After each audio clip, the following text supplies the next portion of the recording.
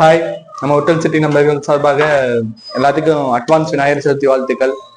அப்புறம் இன்னைக்கு செப்டம்பர் 5, அதாவது இன்னைக்கு தளபதியோட படம் வந்து கோட் ரிலீஸ் ஆயிருக்கு.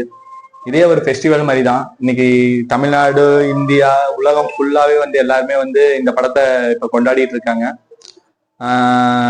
இதோட ரிவ்யூ சொல்றதுக்கு தான் இப்ப வந்திருக்கேன். காலையில எஃப்டிஎஃப்எஸ் ஷோ பார்க்கலான்னு ட்ரை பண்ணிட்டு இருந்தோம். எங்க டீம் சார்பா டிக்கெட் எல்லாம் அதெல்லாம் முடியல. சரி, இருந்தாலும் பரவாயில்லன்னு மதிய மேட்னி ஷோ தான் போய் பார்க்க வேண்டியதா சூழ்நிலையா போச்சு. அதனாலதான் சாயங்காலமா டேட் ரிவ்யூ போடுறேன். இருந்தாலும் படத்தை பத்தி எல்லா ரிவ்யூவும் கரெக்டா சொல்லிடுறேன். டீ காஃபி வடை, டீ காஃபி காஃபி. என்னப்பா டீ கொண்டு வரீங்க? என்னப்பா தியேட்டர்ல மட்டும் குடிக்கிறீங்க, ரிவ்யூ பண்ற இடத்துல குடிக்க மாட்டீங்களா? ரிவ்யூ பண்றதுக்கு நாங்க இங்க ரிவ்யூ பண்ணிட்டு இருக்க. நீப்பா டீ 100 ரூபாண்ணா? 100 ரூபாவா? ஆமா, தியேட்டர்ல 500 ரூபாய்க்கு கொடுத்து சாப்பிடுறீங்க 2 பேரும். 500 ரூபாய் இல்லப்பா, நாங்களாம் போய் 30 ரூபாய் காஃபியை குடிச்சு முடிச்சுட்டு வந்துடுறேன். நீ வேற குடிங்க, உங்களுக்கு 50 ரூபாய்க்கு கொடுக்குறேன். என்னண்ணா ரிவ்யூ பண்ணிட்டு இருக்கீங்க? என்ன படம்? கோட்டா? கோட் சூப்பரா இருக்குங்க. பாத்துட்டியா? அதுக்குள்ள நானும் பாத்துட்டேன். அந்த ஹீரோ எவ்வளவு கஷ்டப்பட்டு போனாரு, பாலைவனத்துல போய் மாட்டிக்கிட்டு. ஆமா, தாடியோட சுத்திக்கிட்டு. ஆமா, தாடியோட சுத்தி கால்ல ஊர்ந்துட்டு பாட்டு கூட வருமே. பெரியோனே அருமானே. அருமானே இல்லடா, ரகுமானே. போட்டுக்கிறீங்க. அது முடிஞ்சு 3 மாசம் ஆகுது. இப்ப வந்து நம்ம தளபதி நடிச்ச கோட் படத்தை பத்தி பேசிட்டு சாப்பிட்டேங்க. இதுக்கு ரிவ்யூ கேக்குறீங்களா? இல்ல, நான் அப்புறமே கேட்டுக்கிறேன். சரி வரேன். ஓகே, விடுங்க. நம்ம இப்ப படத்தோட ரிவ்யூக்குள்ள வரலாம். அதாவது GOAT the greatest of all time. தளபதியோட கரியர்ல இது ஒரு பெஸ்ட் படமா இருக்கும். அதாவது என்ன சொல்றதுன்னா, இது ஒரு இந்த படம் வந்து மே 2023 அனௌன்ஸ் பண்ணாங்க. இப்போ கரெக்டா 2024 செப்டம்பர் 5ஆம் தேதி ரிலீஸ் பண்ணியிருக்காங்க.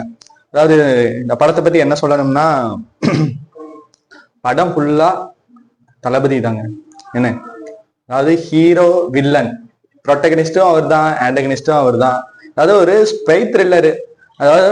அதாவது வந்து ஒரு பழி வாங்குற கதையை வந்து, ஒரு ரிவெஞ்ச் ஸ்டோரியை வந்து ஒரு வித்தியாசமா எப்படி சொல்லலாங்கிறத வந்து படத்துல சொல்லியிருக்கிறாங்க. அதாவது வந்து ஸ்பெஷல் ஆன்டி டெரரிஸ்ட் ஸ்குவாட்ல இருந்து ஒர்க் பண்ற மாதிரி 4 பேருங்க. எப்படின்னா Vijay sir, Prabhudeva sir, Prashanth sir, அப்புறம் வந்து அஜ்மல், 4 பேர் ஒர்க் பண்றாங்க. இவங்களுக்குள்ள டீம்ல வந்து ஒரு இடத்துல வந்து இப்போ பழி வாங்குறதுக்காக ஒருத்தர் அட்டாக் பண்றதுக்காக போறப்போ அவனோட குடும்பத்தை அழிச்சிடுறாங்க. அழிச்ச பிறகு அவன் வந்து திருப்பி விஜய் சாரோட மகனை கடத்திட்டு போய் வளர்த்தி அவனை வந்து திருப்பி வில்லனா வந்து விஜய்க்கு எதிராகவே திருப்பி விடுறாங்க. இதுதான் படத்தோட ஒன்லைன் சொல்லிட்டேங்க. ஆனா வந்து ஸ்கிரிப்ட் வைஸ் பாத்தீங்கன்னா இது வந்து கொஞ்சம் லென்த்தா தான் போகும். ஏன்னா 3 மணி நேரம் ஓடக்கூடிய படத்துல சொல்ல போனா பக்காங்க. எப்படின்னா ஸ்டார்டிங்ல இருந்தே பாத்தீங்கன்னா ஸ்லோ நரேஷன் தான். ஃபர்ஸ்ட் ஹாஃப்ல பாத்தீங்கன்னா என்னென்ன கேரக்டர், யாராருக்கு எவ்வளவு டெப்தான ஸ்கிரீன் பிரசன்ஸ் எல்லாத்தையும் கரெக்டா கொடுத்துருக்காங்க. பிரசாந்த் சாருக்கு இதா, பிரபுதேவா சாருக்கு இதா, இப்ப விஜய் சாருக்கு இதா, எல்லாத்துக்கும் சரியான ஸ்கிரீன் பிரசன்ஸ் கொண்டு போய் கொடுத்துருக்காங்க. அப்படியே கொண்டு போய் கொஞ்சமா போய் ஃபர்ஸ்ட் ஹாஃப்ல கரெக்டா இன்டர்வல் கிட்ட செட் பண்றாங்க 2 பேத்துக்கும். அதாவது அப்ப மகன் விஜய் தாங்க இதுல வந்து அவரோட ஆன்டகனிஸ்டே அவரு தான். வில்லனே வந்து மகன் விஜய் தான். அப்படி இருக்கிறப்போ கரெக்டா இன்டர்வல் பிளாக்ல கொண்டு போய் முடிக்கிறாங்க படத்தோட ஃபர்ஸ்ட் ஹாஃப். முடிக்கிறப்ப உண்மையாலுமே நம்ம இது வரைக்கும் பார்க்காத ஒரு இன்டர்வல் பிளாக்கா, ஒரு நல்ல வித்தியாசமா, ரசிகர்களோட உணர்ச்சியை தூண்டுற மாதிரி நல்லா அருமையா தான் இருந்தது. அப்புறம் சொல்ல போனா உங்களுக்கு படத்துல சின்ன பழைய படத்தோட மூமெண்ட்ஸ் எல்லாம் சொல்லி பழைய படத்தோட இதெல்லாம் சொல்றப்ப வந்து கேட்கறதுக்குலாம் வித்தியாசமா தான் இருக்கு. மங்காத்தால சொல்ற டைலாக், இனிமேல் குடிக்கவே கூடாதுடா, இந்த டைலாக் எல்லாம் சொல்றப்ப கேட்கறக்கே ஒரு அற்புதமா இருந்தது. படத்துல ஆரம்பத்துல இருந்தே, அதாவது பாட்டும் சரி, படம் விசில் போடு சாங்ல உண்மையால ஸ்கிரீன்ல பாக்குறப்ப கண்டிப்பா நல்லா இருக்கு, நீங்க ரசிச்சு பாப்பீங்க. அப்புறம் படத்தோட செகண்ட் ஹாஃப் கண்டிப்பா, அதாவது இதுக்கு முன்னாடி விஜய் படங்கள்ல லியோ ஆகட்டும், வாரிஸ் ஆகட்டும், பீஸ்ட் ஆகட்டும், இதெல்லாம் இல்லாம படத்தோட செகண்ட் ஹாஃப் தான் லேக்னு சொல்லிட்டு இருந்தாங்க. ஆனா இதுல அப்படி கிடையாதுங்க. படத்தோட செகண்ட் ஹாஃப் அப்படியே கொஞ்சம் லைட்டா அப்படியே ஸ்டார்ட் ஆகுது, பிடிக்குது, பிக்கப் ஆயிருது. கரெக்டா அவர் சொல்ற மாதிரி 40 நிமிஷத்துக்கு கிளைமேக்ஸ் அப்போ பக்காவா கிளைமேக்ஸ் முடிச்சிருக்காங்க. கிளைமேக்ஸ் பாத்தீங்கன்னா கரெக்டா சேப்பாக்கம் ஸ்டேடியத்துல சென்னை வெர்சஸ் மும்பை மேட்ச் நடக்கிற இடத்துல தான் முடிச்சிருக்காங்க.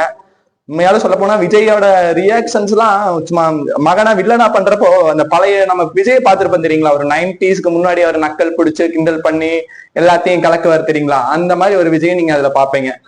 அந்த பழைய விஜய் ஒரு நக்கல் நக்கல் இருக்கும் அவர்கிட்ட, அதுகிட்ட நான் அவர்கிட்ட ரசிக்கிறதே அதுதானே. ஆனா அப்பா விஜய் கொஞ்சம் வந்து ஒரு சேடிஸ்ட் மாதிரி கொஞ்சம் ஒரு ரஃபா தான் இருப்பாரு, ஆனா கரெக்டான ஆள், நேர்மையான ஆளு. அப்படி வந்து படத்துல உங்களுக்கு எது எது தேவையோ அதெல்லாம் கரெக்டா கொண்டு போயிருக்காங்க. மோகன் சார் தான் வில்லன். மோகன் சார் தான் வந்து விஜய வந்து கடத்திட்டு போய் தன்னோட குடும்பத்தை பழி வாங்கினதுக்காக, குடும்பத்தை கொண்டதுக்காக அவனோட சொந்த மகனையே வந்து வில்லனா திருப்பி விடுறாரு.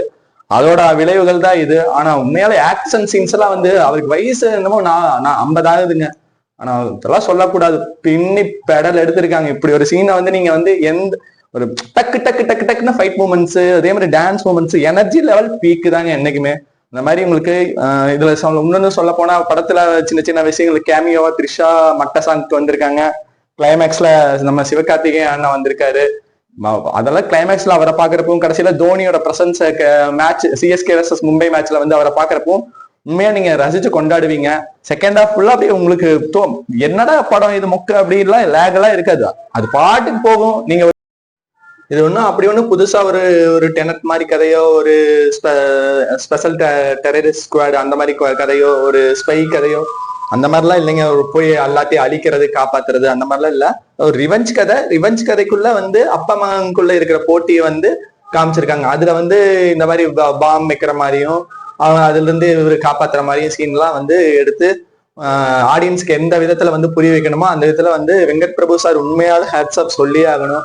ஏன்னா படத்தோட, ஏன்னா அவர்கிட்ட பிடிச்சதே அதுதான். அதாவது பழைய படத்தோட காட்சிகள் எல்லாம் வந்து அவர்கிட்ட இருந்து கொண்டு வருவார் தெரியுங்களா, அந்த ரெஃபரன்ஸ்க்காக கொண்டு வர சீன்லாம் வந்து நல்லா இருக்கும். அப்புறம் வந்து அந்த நம்ம யுவன் சங்கர் ராஜாவை பத்தி சொல்லி ஆகணும். மியூசிக்க பாட்டை போடுங்க, ஸ்பார்க் சாங் மட்ட சாங்லாம் உண்மையாலும் நல்லாவே தியேட்டர்ல ரசிக்கிறபடி தான் இருக்குது. இருந்தாலும் வந்து பிஜிஎம்ல பக்காவா போட்டிருக்காரு. படத்துக்கு எந்தெந்த இடத்துல வந்து எலவேட் பண்ணணுமோ அந்தந்த இடத்துக்கு தகுந்த மாதிரி வந்து மியூசிக்கை கரெக்டா கண்டிப்பா பண்ணியிருக்காங்க. அதே மாதிரி வந்து இதுல படத்தோட டிஏஜிங் ஓகே. விஜய் சாருக்கு வந்து சின்ன மகன் விஜயை காமிக்கிறது வந்து டிஏஜிங்ல வந்து எந்த லெவலுக்கு தேவையோ அந்த லெவலுக்கு கரெக்டா தான் பண்ணியிருக்காங்க. இருந்தாலும் சின்ன சின்ன விஎஃப்எக்ஸ்ல எல்லாம் வந்து குறைகள் மாதிரி தான் பட்டுது. அதாவது இந்த பொருட்செலவுல எடுத்த படத்தை வந்து இன்னும் கொஞ்சம் பெட்டரா பண்ணிருக்கலாமோ மாதிரிதான் விஎஃப்எக்ஸ் எல்லாம் தெரிஞ்சது வழிய. மற்றபடி எல்லாம் எதுவும் வந்து படத்தை கதையா பாக்குறப்போ நீங்க தாராளமா குடும்பத்தோட போய் ரசிச்சு பார்த்து கொண்டாடி மகிழ வேண்டிய படம் தான். இந்த விநாயகர் சதுர்த்திக்கு கோட் படம் தான்.